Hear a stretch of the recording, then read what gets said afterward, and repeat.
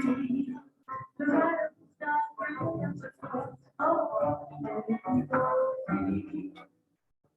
USA just starting out a brand country.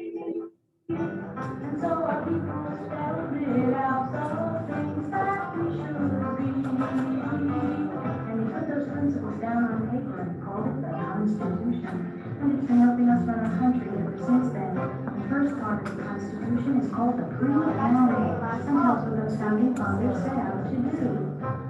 We the people, in order to form a more perfect union, establish justice, ensure domestic tranquility.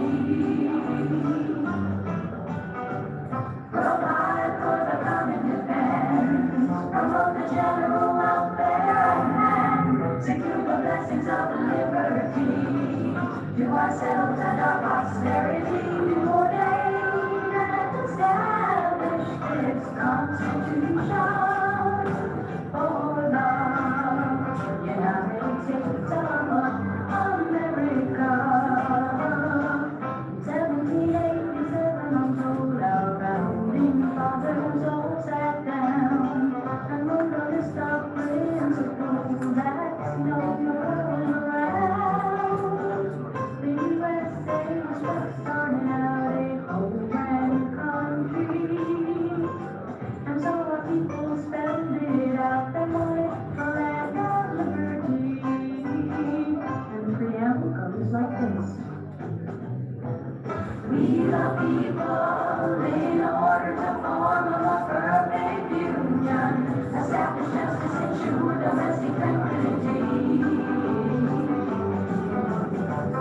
Provide for the common defense, promote the general welfare and secure the blessings of liberty. To ourselves and our posterity, to ordain and establish this Constitution for the United States of America. For the United States of America.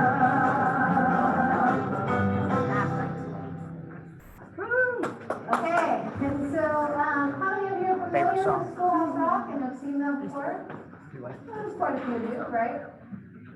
If your question is, why do we have that? Why is it interesting?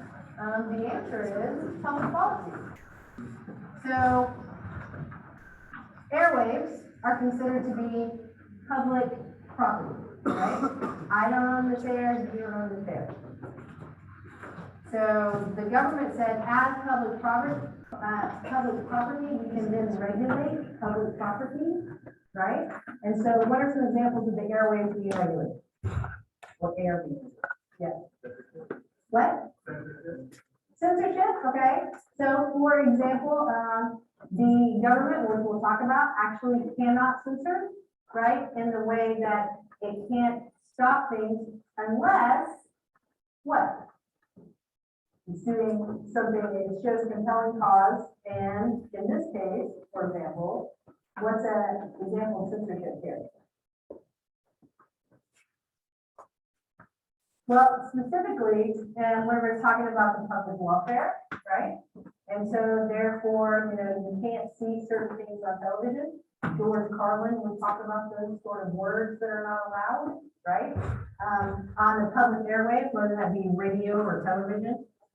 And so one of the things that we deal with when we're talking about public airways is that regulation. And so this public policy, the reason why that even exists, Schoolhouse Rock, is because, let me start my slide over here. In the 1970s, whenever I was a kid, we could watch cartoons one day a week. It was Saturday, right? There were no other times whenever cartoons were available. That was it. That was all, right? And so my brother would wake up at like 5 o'clock in the morning, get the giantest bowl he could, and a cereal box, and some milk, and that's where everyone would find him later. I was always a late sleeper, so, I would show up in time for, the electric company. But my point is with these cartoons, the government said for any programming, entertainment programming for children, you have to have equal programming that is educational in nature. And so we ended up with Schoolhouse Rock, and so we have America Rock, one of which you've just seen. And then we had others. Do you know any other Schoolhouse Rocks? I got one. It's my. Yeah, Junction function. Conjunction Junction. Oh. Conjunction Junction, Function, right? junction. Which is part of Grammar Rock, all right? Anything else? What? 3 is a magic number. One of my favorite songs ever. That's math and science rock, okay? The bill one, What? the bill. I'm Just a Bill, also America Rock. We have electricity. One of my favorite nutrition ones was Don't Drown Your Food, right? I think of it every time I'm dipping my carrot stick into something, right? You know, Ranch. so, what? Ranch. Well, I was saying. Ranch, you know, maybe hummus, whatever, you know, peanut butter, would be better.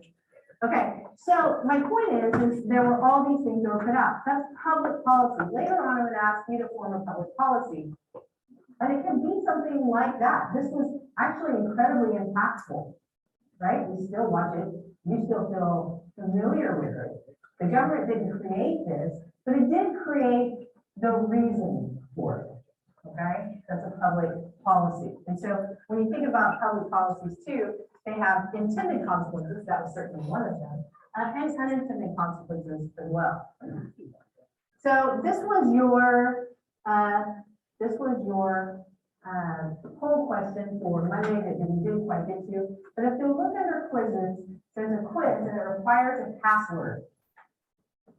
The password is democracy. Okay. And I capitalized democracy, I don't know if that matters. No, it's not. What? I don't think it's capitalized. Okay, democracy is the password, right? And you have to take the quiz by the end of class today for your attendance to count. This is what we're counting attendance in. And so this is your survey poll question. You go into Canvas under the quiz and you have it on your phone. You can have the phone app. You can do it in Canvas phone app. You can do it on your computer, whichever, but you do have to do it by the end of class today to get your attendance points. And so my poll question here is this: what is most important to a democratic republic? Not what do I think is most important to a democratic republic. What do you think out of these four, which ones you think is most important? Now, the N, I'm showing you this up here for a reason. It has a specific, and we're going to talk about polls and what they mean and how to read them throughout the semester, okay? And more specifically about week 9. But what does the N mean? Can anybody tell me? Yes. The number of responses. Number of responses. Perfect. Okay. So that's easy to remember. N for number of responses. And so it looks like there might be 200 of you here today. About 50 of you said, no, too cold still, and stay in bed. So there are about 200 of you here today, and you are going to respond to this. We'll see. We'll see what we get, right?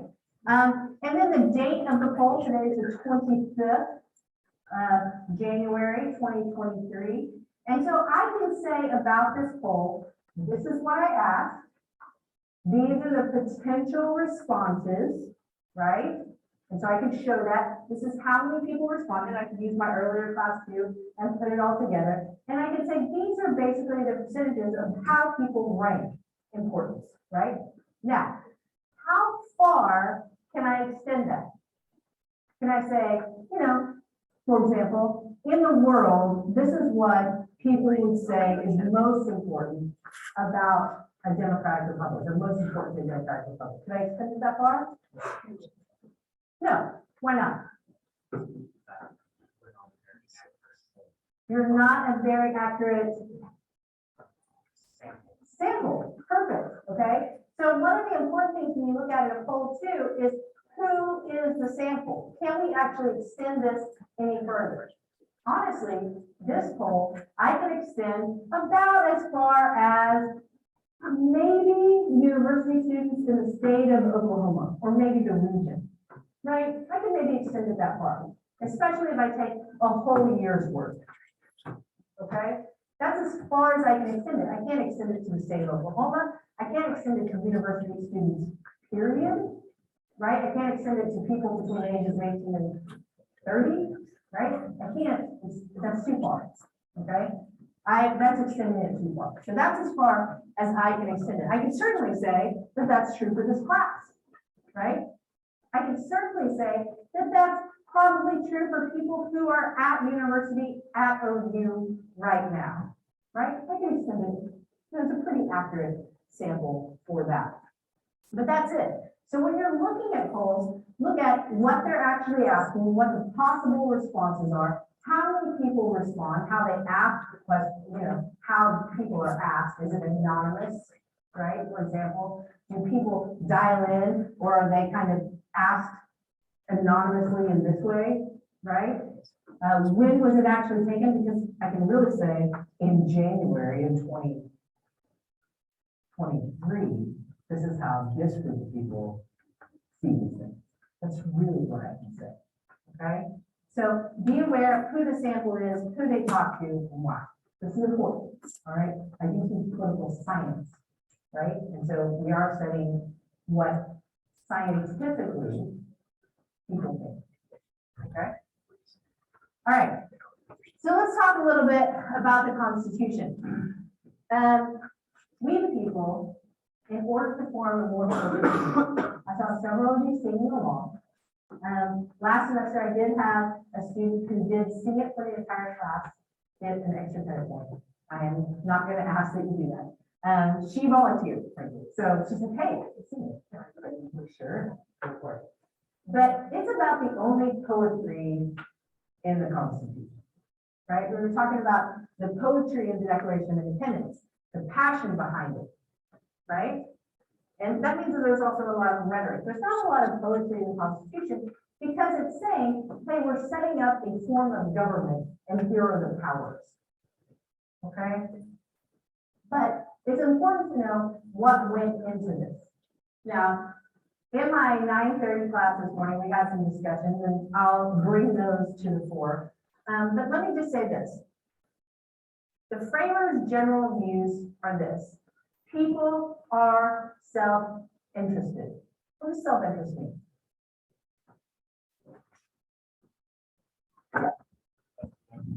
They do what's best for them. Okay, I think that's a good answer. Anybody else want to add to that? Yeah, over here. They don't really focus on the needs of others. Okay, I think that's true too.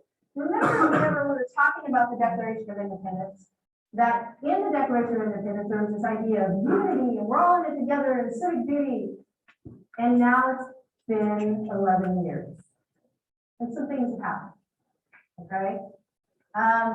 There are a lot of things that happened actually.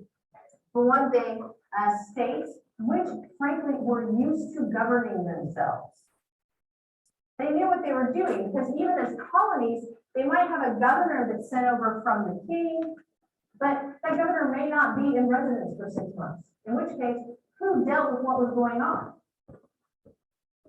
The state assembly, right? The magistrates that had been established. They were used to governing themselves in town halls.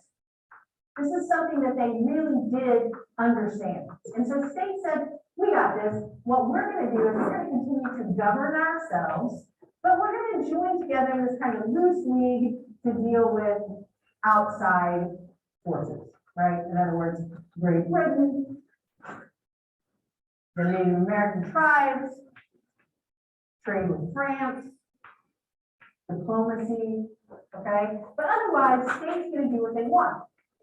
States are like, yes, this is what we want. It's perfect. People are like, this is perfect. But some problems occurred. What are some problems with the Articles of Confederation?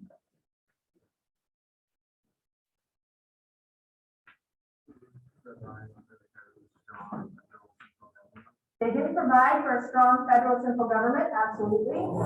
Okay, give me an example of how they didn't do that. Because you're right. They left most decisions to the states, okay? And so if two states disagreed, who dealt with that disagreement?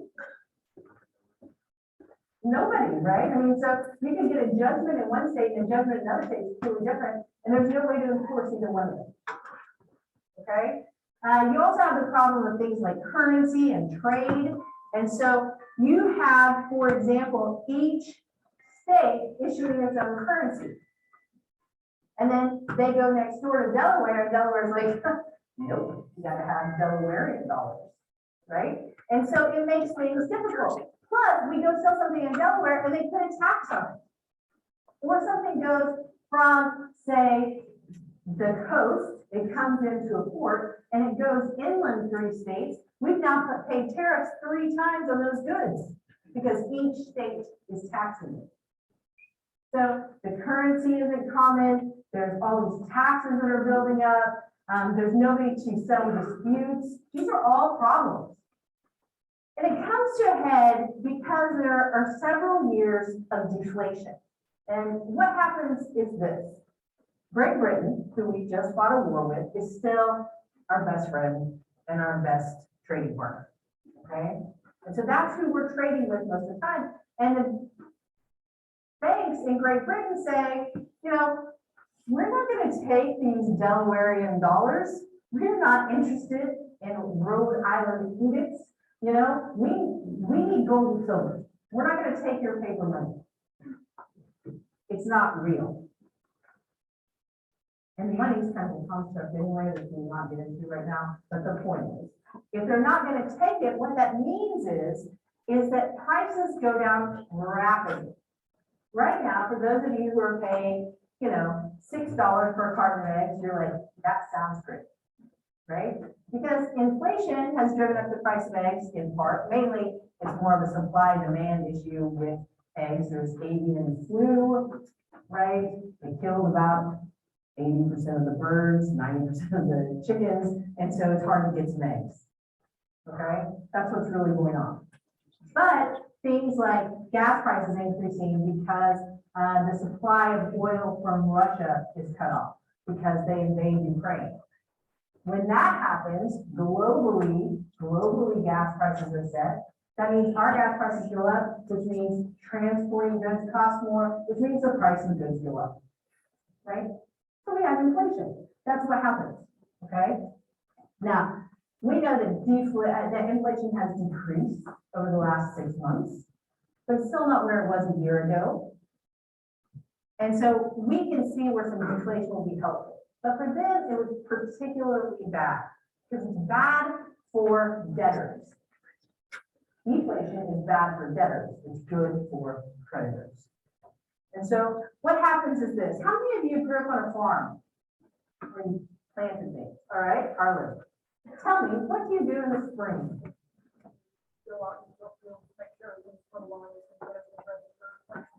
Okay, and what do you plant? Yeah, but you use something to grow hay. Seeds. Good equipment too, you're not wrong, okay? But right, in the spring, you plant seeds. You use your equipment to do that. You get everything ready, right? And so what you do as a farmer, a yeoman farmer, a middle-class farmer who owns their own land, is you're going to go to the local store, the general store, you're going to go to the local bank, and you're going to borrow some money. And that's called seed money, right? We still call it seed money when we want to start something.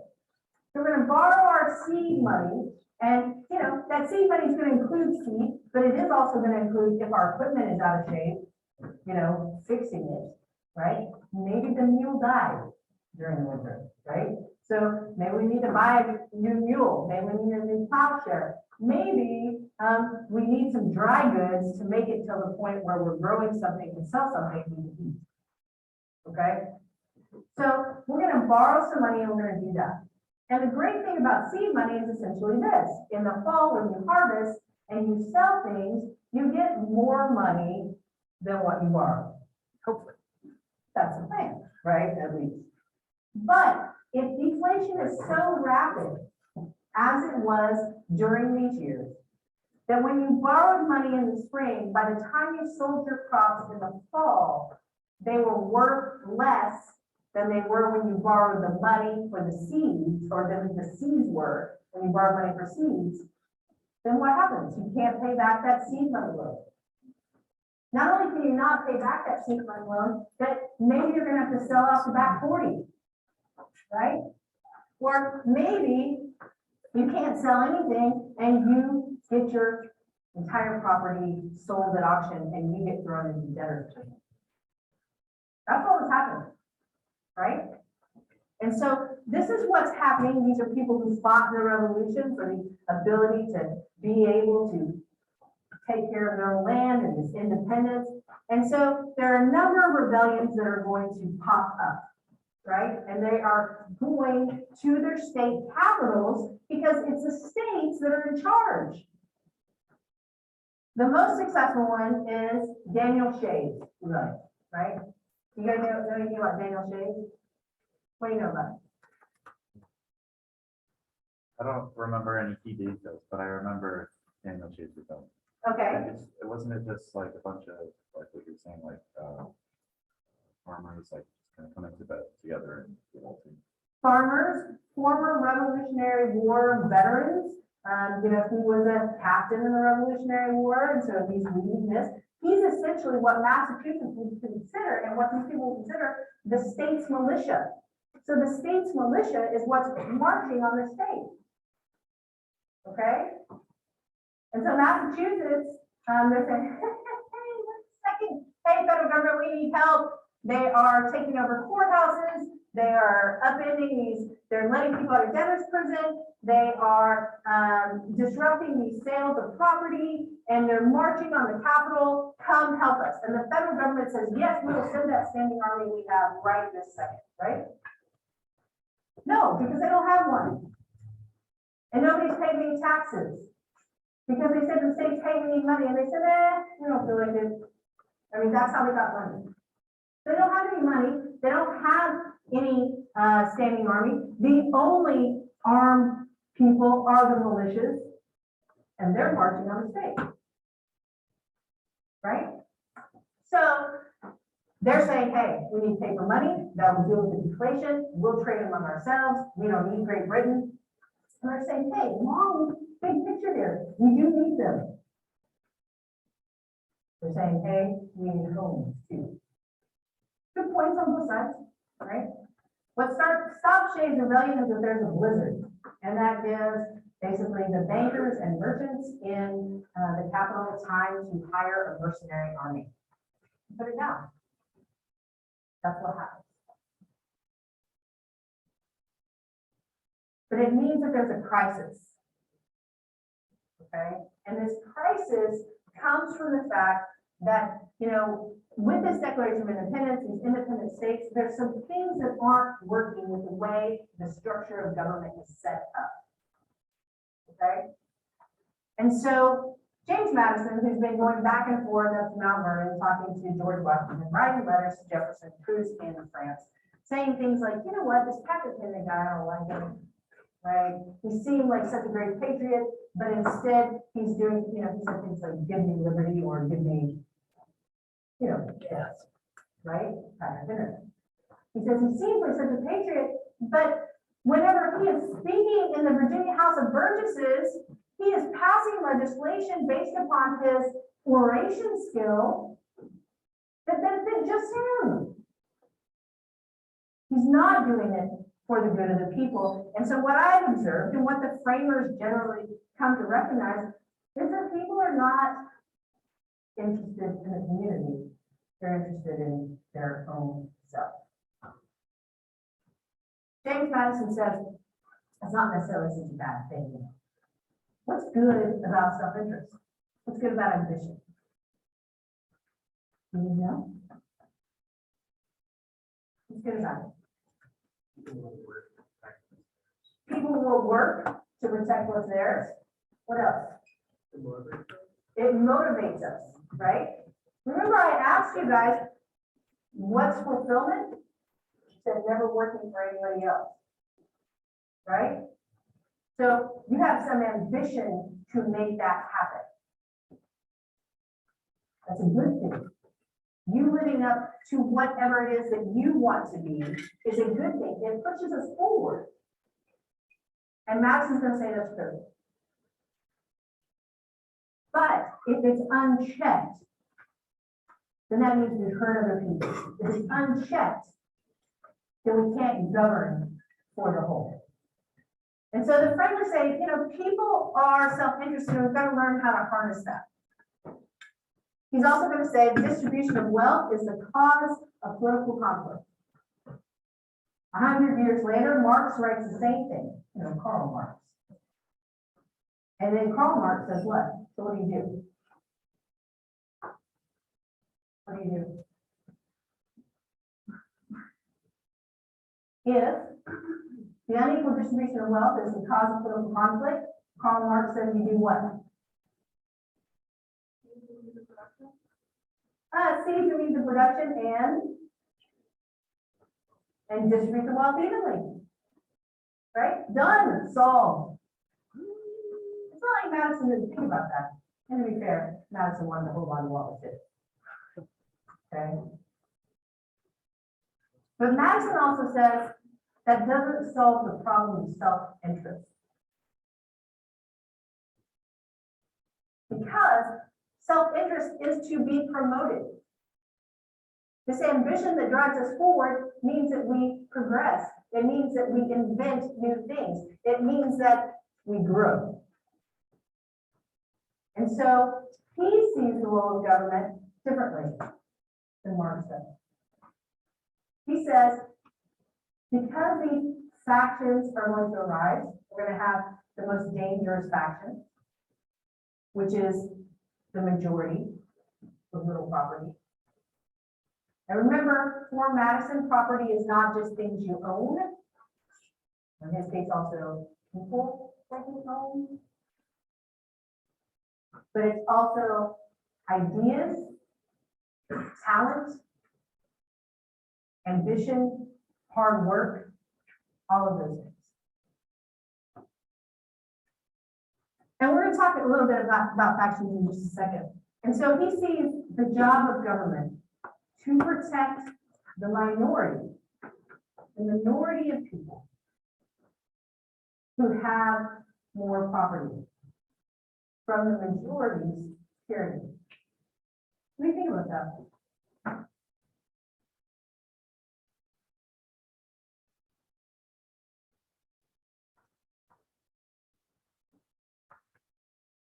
Patrick Henry says, and we'll talk about it in a second, that the Constitution is the enemy of liberty and it is a promotion of the elite. What do you think? Patrick Henry, right? Okay. There's no question, Madison's elitist. There's no question that the Constitution is designed to protect the elite. It is. But Madison also sees a role for the majority. Okay? When Madison proposes the Constitution, and this is important, Madison shows up, and we'll talk about this in a little bit, he shows up with an agenda. And he has an idea, and what he says is the legislature needs to be majoritarian, elected from the majority. Okay? He sees a role for the people, but he thinks it needs to be checked. Okay? He says balanced government will keep government from being seized by one faction or another. And he also means the elite. He also means the elite. That by balancing it, that means the majority as well as the minority have their voices heard. So in 10 and 51, we see that there are a couple of things that happen. You okay? We're good. Polls up there, let you know. Oh, this is what you guys decided. Essentially, protection of liberties, 49%. Just so you know, it's always right there. It's somewhere between 45 and 55, almost every class. It's always number one. Rule of law, 21. Equality, 24. Usually, equality is a little bit higher. Rule of law is a little bit lower, but it's right there, still within its range. And then well-educated is usually under 50%. And I put an end value over there. And the N is 170. There's only 170 of you that contributed today. Because I think there are more of you here than that. So it's true. All right. So In the Federalist Papers, there are two things that happen, right? In 1051, which you guys read, or maybe at least a summary of them where I made it easier for you, right, the analysis, right? What does he talk about in 10? He doesn't talk about fashion in 10, what does he talk about in 10?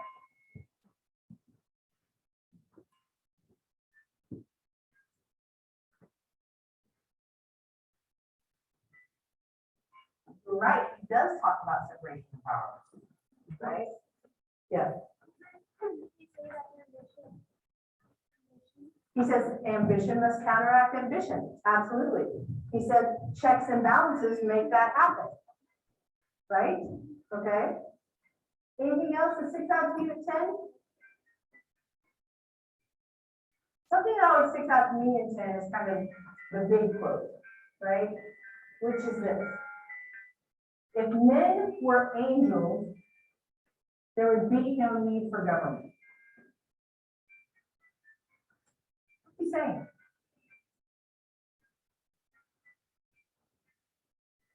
Well, I think I Aaron told doesn't need government, what? that I don't need government. Oh, Aaron. See how he is fallen. But so when we talk about things like that, we're talking about this idea that we're always looking out for each other. Right? We're always looking out for each other and still living up to our potential. Are you guys capable of doing that at all times? No, neither. Neither. So it's going to divide and blend power. Faction's going to check faction. Power's going to check power until cool, deliberate sense prevails. Okay? If men were angels, there'd be no need for government. He said we're more pessimistic on human nature, much more Abigail Adams than John Adams. He's also protective of property rights, and he's fearful of unwise majorities inflamed by demagogues. Okay?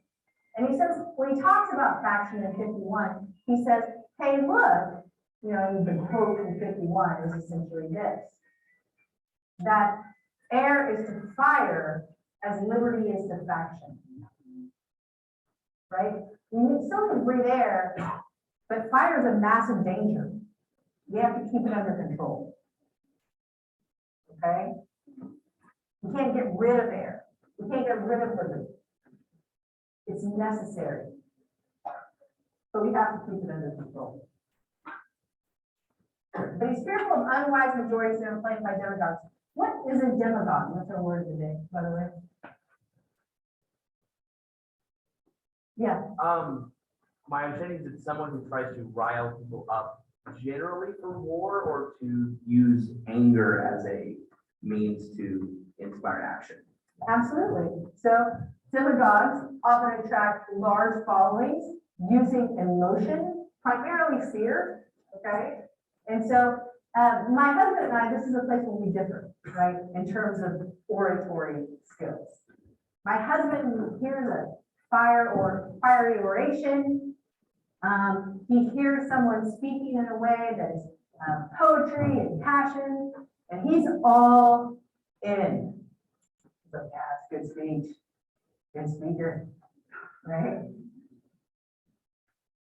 I like a little suspicious, right? I'm suspicious.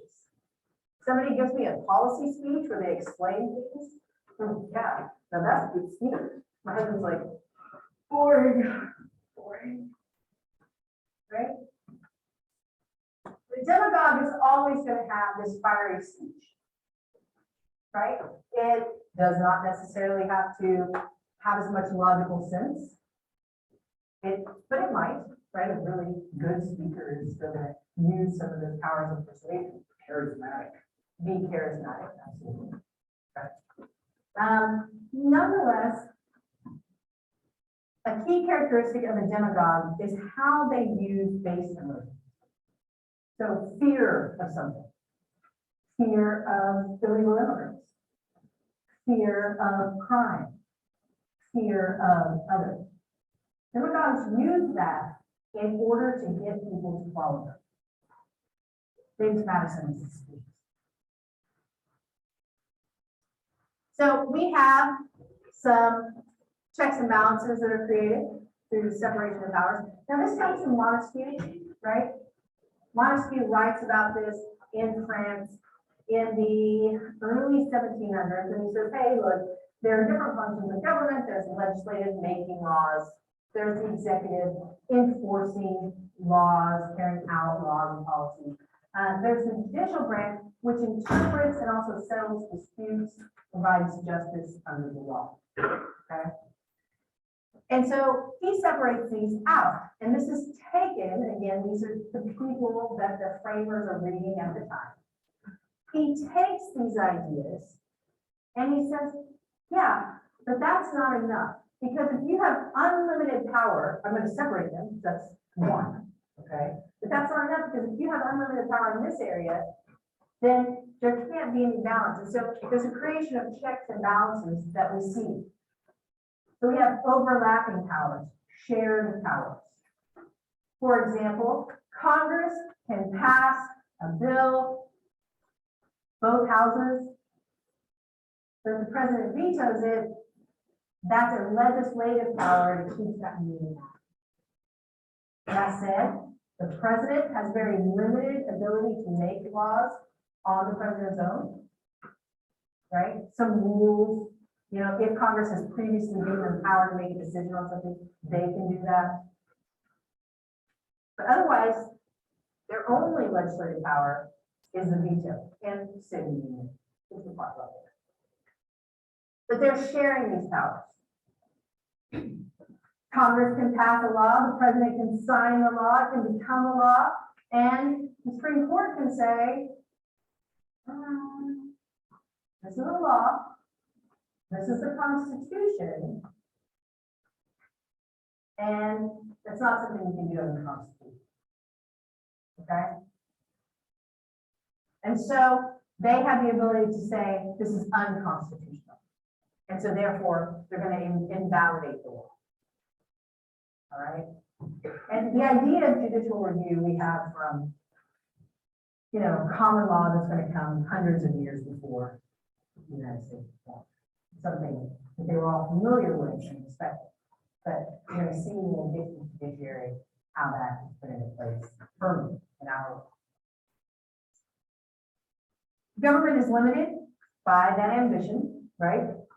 You want to do something, but you're in the Senate. I want something else, and I'm the president. We're going to clash, right? We have different ambitions. But also, this division is going to help that to happen. You're going to have to stay in your lane, and I'm going to have to stay in mine.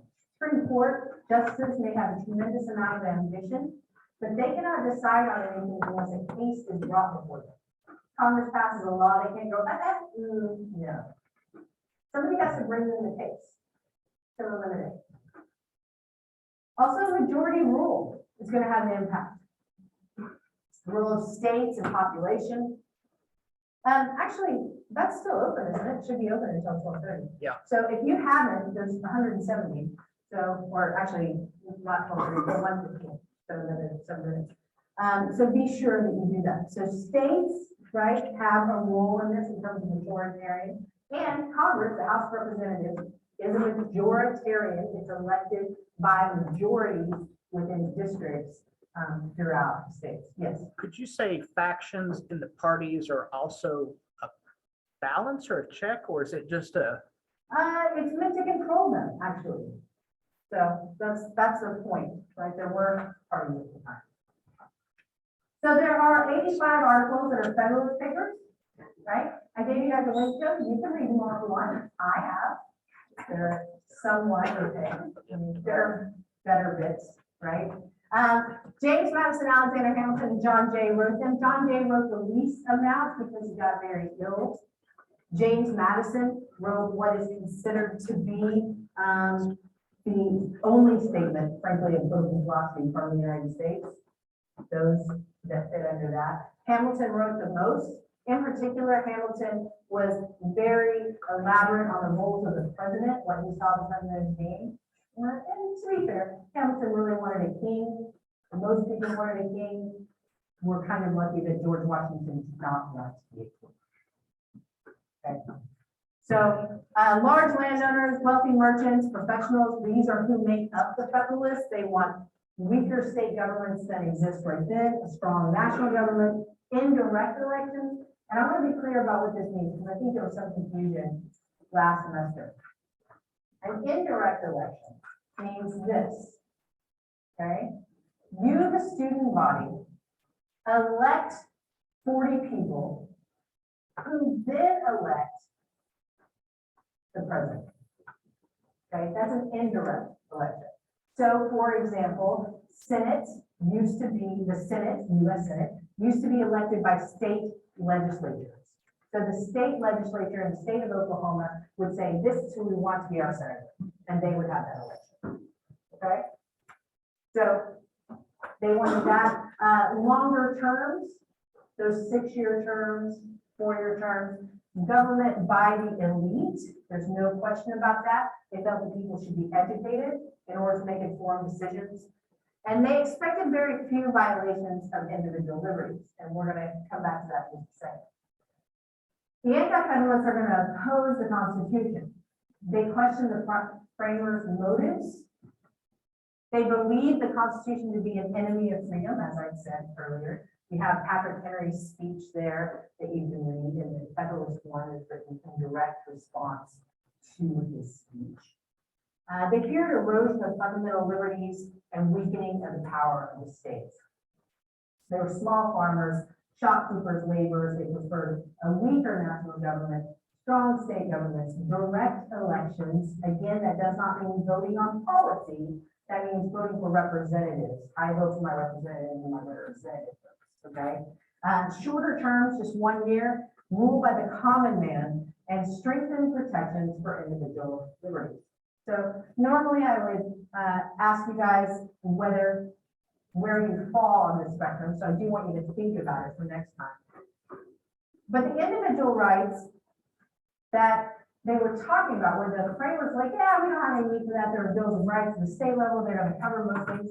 They said that, but they still included some in the Constitution. So they did think it was important. One was the writ of habeas corpus. Can someone tell me what that is? Any ideas?